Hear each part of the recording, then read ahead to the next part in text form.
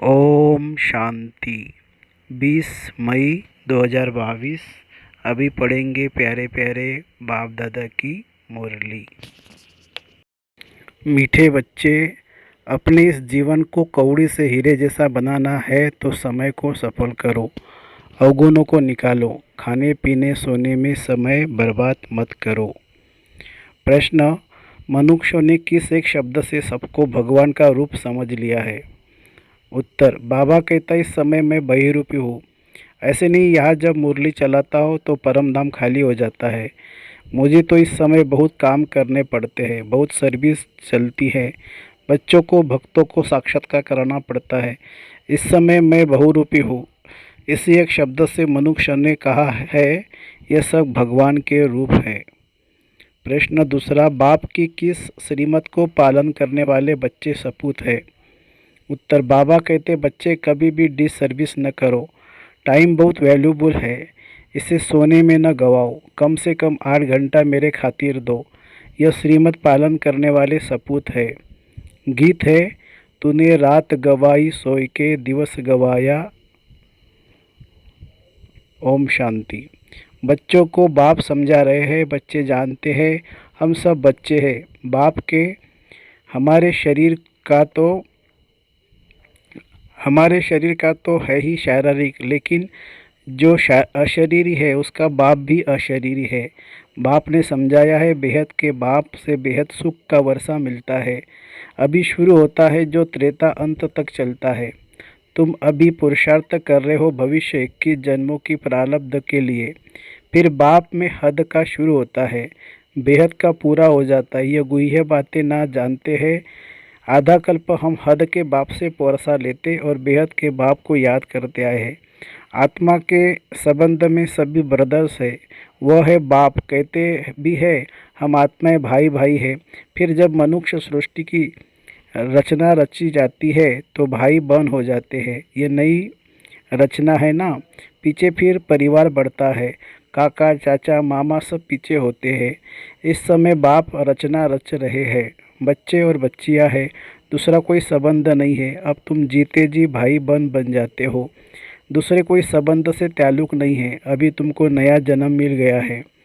जानते हो हम अभी ईश्वरीय संतान है। शिववंशी ब्रह्मा कुमार कुमारियाँ है। ब्रह्मा कुमार कुमारियों को और कोई संबंध नहीं, ब्रह्मा कुमार कुमारियों का और कोई संबंध नहीं। इस समय सारी दुनिया पतित है, इनको पावन बनाना पड़े। कहते हैं बाबा हम आपके हैं। बाप कहते बच्चे भविष्य के लिए पुरुषार्थ करके अपना जीवन हीरे जैसा बनाना है।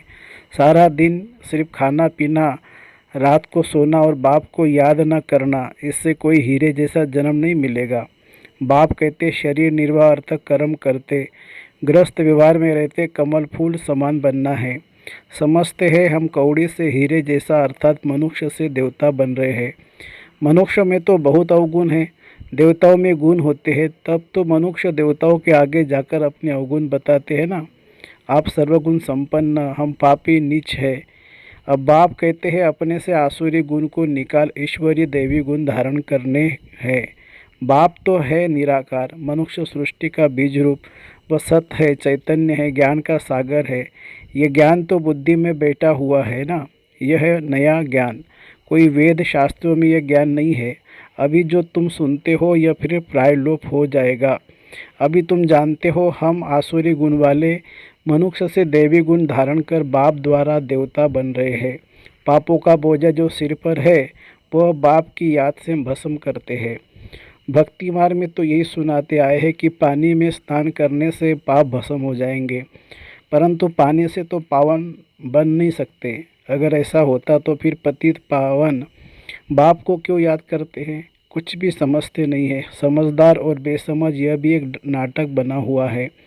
अभी तुम कितने समझदार बन रहे हो, सारे सृष्टि चक्र को जानते हो। हिस्ट्री जाग्रफी को जानना यह भी समझ है ना। अगर नहीं जानते हैं तो उनको बेसमझ कहेंगे ना। अभी तुम बच्चे जानते हो बाबा ने अपना परिचय अपने बच्चों को दिया है कि मैं आया हूँ तुमको हीरे जैसा बनाने। ऐसे नहीं यहाँ से सुनकर गए, गाया खाया पिया, जैसे आगे चलते थे वो कौड़ी जैसी लाइफ थी। देवताओं की हीरे जैसी लाइफ है। वह तो स्वर्ग में सुख भोगते थे, चित्र भी है ना, आगे तुम नहीं जानते थे कि हम ही सुखी थे, हम ही दुखी हुए, हमने 84 जन्म कैसे लिए ये नहीं जानते थे। अब मैं बताता हूँ। अभी तुम औरों को भी समझाने लायक बने हो। बाप समझदार बनाते हैं तो फिर औरों को समझानी देनी चाहिए। ऐसे नहीं घर में जाने से फिर वही पुरानी चाल हो जाए। शिक्षा पाकर फिर औरों को शिक्षा दो। बाप का परिचय देने जाना पड़ता है। बेहद का बाप तो सबका एक ही है। सभी धर्म वाले उनको ही पुकारते हैं, हे परम पिता परमात्मा व हे प्रभु। ऐसे कोई नहीं होगा जो परमात्मा को याद नहीं करता होगा। सभी धर्म वालों का बाप एक ही है, एक को ही सभी याद करते हैं। बाप से वर्षा पाने सभी हकदार है। बाप से वर्षा पाने के सभी हकदार हैं। वर्षे पर भी समझाना पड़े। बाप कौन सा वर्षा देते हैं? मुक्ति और जीवन मुक्ति। या तो सब जीवन बंध में है। बाप आकर सबको रावण के बंधन से छुड़ाते हैं। इस समय कोई भी जीवन मुक्त में है नहीं, क्योंकि रावण राज्य है, देह अभिमान है। देवताएं देही अभिमानी होने से जानते हैं हम आत्मा एक शरीर छोड़ दूसरा लेते हैं। सिर्फ परमात्मा को नहीं जानते हैं। परमात्मा को जाने तो फिर सारे सृष्टि चक्र को जान जाए। त्रिकालदर्शी सिर्फ तुम ही हो। ब्राह्मणों को ही बाप बैठ त्रिकालदर्शी बनाते हैं। जब देवताएं भी त्रिकालदर्शी नहीं तो उनको जो वंशावली आती है उनमें भी यह ज्ञान नहीं रहता है, तो फिर दूसरों में यह कहाँ से आएगा? देने वाला भी एक ही है। यह सहज राजयोग की नॉलेज और नहीं कोई को हो नहीं सकती। देवी देवता धर्म का शास्त्र भी तो होना चाहिए, तो ड्रामा अनुसार उन्हों को फिर शास्त्र बनाने पड़ते हैं। गीता भागवत आदि सब ऐसे ही फिर बनेंगे।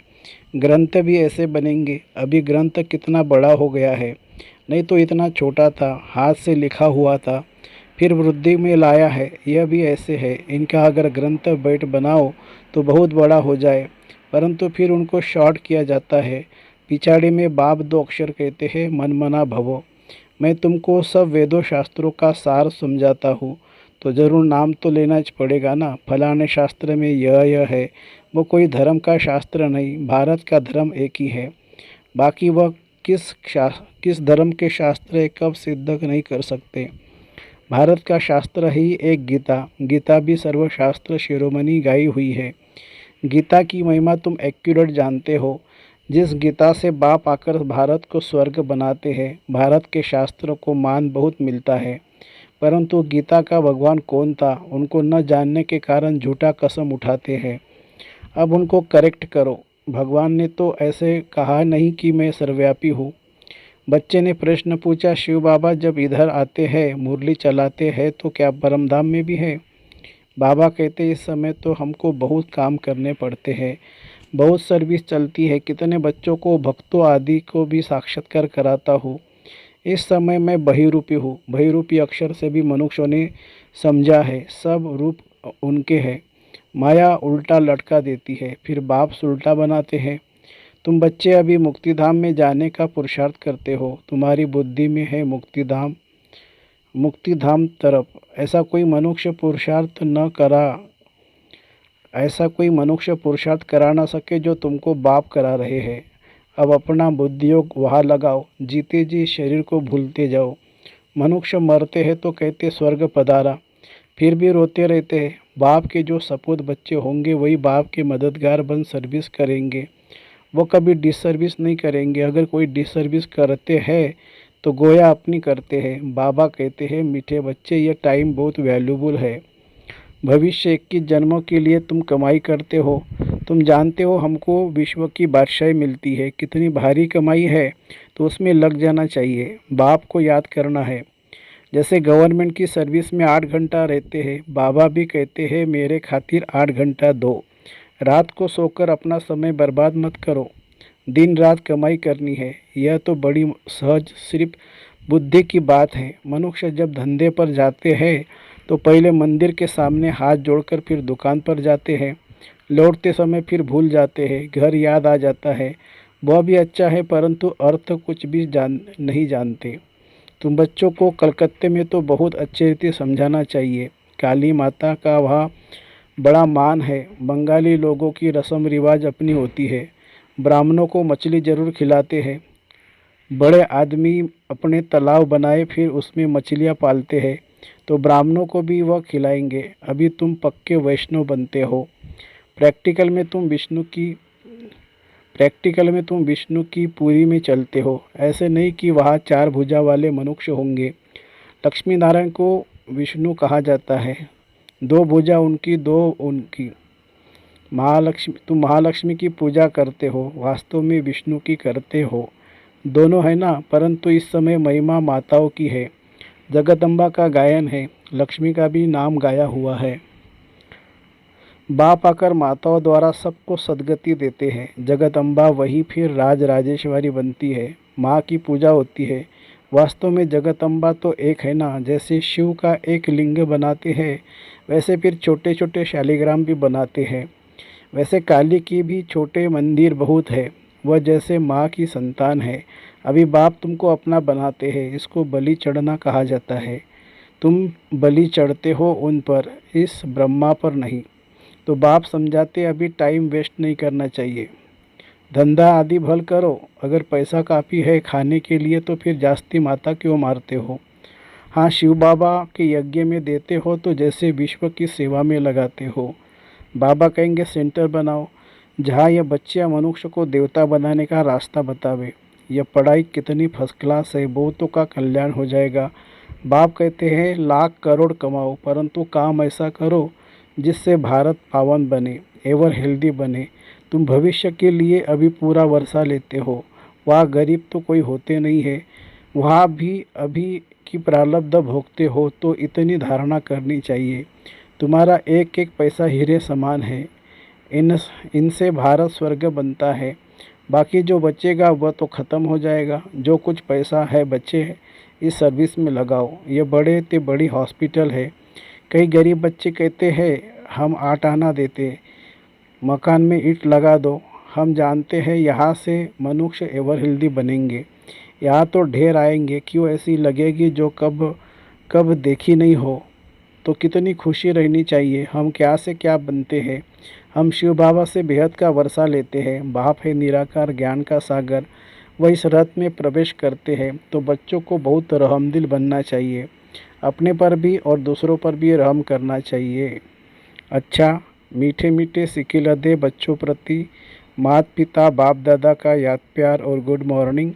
रूहानी बाप की रूहानी बच्चों को नमस्ते। हम रूहानी बच्चों की रूहानी माता पिता बाप दादा को याद प्यार, गुड मॉर्निंग और नमस्ते बाबा, नमस्ते। धारणा के लिए मुख्य सार। भारत को पावन बनाने की सेवा में अपना तन मन धन सफल करना है। पैसे को हीरे समझ स्वर्ग बनाने की सेवा में लगाना है। व्यर्थ नहीं गंवाना है। दूसरी पॉइंट, भविष्य 21 जन्मों की प्रारब्ध बनाने के लिए दिन रात कमाई जमा करनी है। समय बर्बाद नहीं करना है। शरीर को भूलने का पुरुषार्थ करना है। वरदान। अकाल तख्त सो दिल तख्त नशीन बन, स्वराज्य के नशे में रहने वाले प्रकृति जीत माया जीत भवो। अकाल तख्त नशीन आत्मा सदा रूहानी नशे में रहती है। जैसे राजा बिना नशे के राज्य नहीं चला सकता, ऐसे आत्मा यदि स्वराज्य के नशे में नहीं तो कर्मेंद्र रूपी प्रजा पर राज्य नहीं कर सकती। इसलिए अकाल तख्त नशीन सो दिल तख्त नशीन बनो और इसी रूहानी नशे में रहो, तो कोई भी विघ्न व समस्या आपके सामने आ नहीं सकती। प्रकृति और माया भी वार नहीं कर सकती। तो तख्त नशीन बनना अर्थात सहज प्रकृति जीत और माया जीत बनना। स्लोगन है, संकल्पों की सिद्धि प्राप्त करना है तो आत्मशक्ति की उड़ान भरते रहो। संकल्पों की सिद्धि प्राप्त करनी है तो आत्मशक्ति की उड़ान भरते रहो। अच्छा, ओम शांति शांति शांति। शुक्रिया बाबा, शुक्रिया। Thank you Baba, thank you.